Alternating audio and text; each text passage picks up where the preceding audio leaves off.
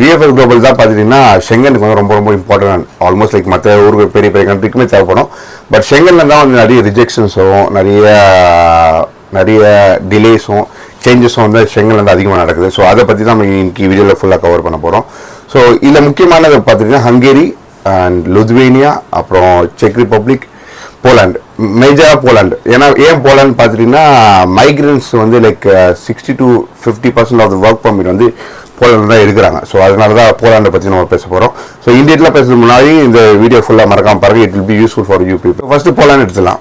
போலாண்டு பார்த்துட்டிங்கன்னா இப்போ ரீசெண்டாக லைக் 24th ஒரு அப்டேட் கொடுத்துருக்காங்க. என்னென்னு பார்த்துட்டிங்கன்னா எம்பசி மாறி இருந்தது, அப்புறம் VFS வந்துடுவாங்க, அப்புறம் எம்பசி ஸ்லாட்டில் வந்துச்சு. இப்போ திரும்ப வந்து VFX வந்து they are going to open the slot on 31st போட்டு லைக் உங்களுக்கு நான் ஃப்ளாஷ் பண்ண மெசேஜ் 31st ஜனவரியில் 3 PM ஸ்லாட்டை ஓப்பன் பண்ண போகிறாங்க.